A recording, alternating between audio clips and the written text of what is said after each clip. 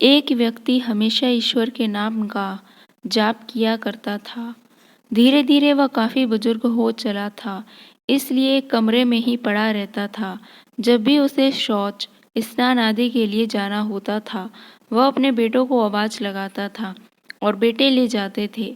धीरे धीरे कुछ दिन बाद बेटे कई बार आवाज़ लगाने के बाद भी कभी कभी आते और देर रात तो नहीं भी आते थे। इस दौरान वे कभी कभी गंदे बिस्तर पर ही रात बिता दिया करते थे।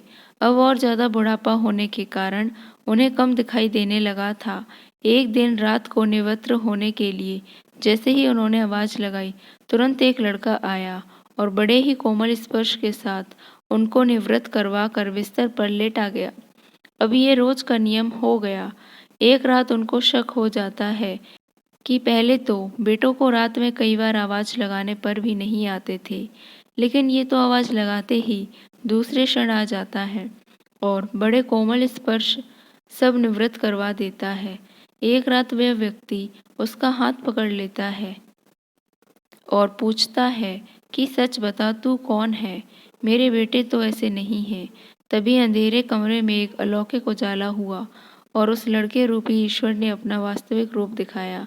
वह व्यक्ति रोते हुए कहता है, हे प्रभु राम, आप स्वयं मेरे निवृत्ति के कार्य कर रहे हैं। यदि मुझसे इतने प्रसन्न हो तो मुक्ति ही दे दो ना। प्रभु कहते हैं कि जो आप भुगत रहे हैं वो आपके प्रारब्ध हैं। आप मेरे सच्चे साधक हैं, हर समय मेरा राम नाम जप करते हैं, इसलिए मैं आपके प्रारब्ध भी आपकी सच्ची साधना के कारण स्वयं कटवा रहा हूँ। व्यक्ति कहता है कि क्या मेरे प्रारब्ध आपकी कृपा से भी बड़े हैं? क्या आपकी कृपा मेरे प्रारब्ध नहीं काट सकती है? प्रभु कहते हैं कि मेरी कृपा सर्वोपरि है, ये अवश्य आपके प्रारब्ध काट सकती है, लेकिन फिर अगले जन्म में आपको ये प्रारब्ध भुगतने फिर से आना होगा। यही कर्म नियम है, इसलिए आपके प्रारब्ध मैं स्वयं अपने हाथों से कटवा कर इस जन्म मरण से आपको मुक्ति देना चाहता हूँ। ईश्वर कहते हैं, प्रारब्ध 3 तरह के होते हैं, मंद, तीव्र तथा तीव्रतम। मंद प्रारब्ध मेरा नाम जपने से कट जाते हैं। तीव्र प्रारब्ध किसी सच्चे संत का संग करके श्रद्धा और विश्वास से मेरा नाम जपने पर कट जाते हैं, पर तीव्रतम प्रारब्ध भुगतने ही पड़ते हैं।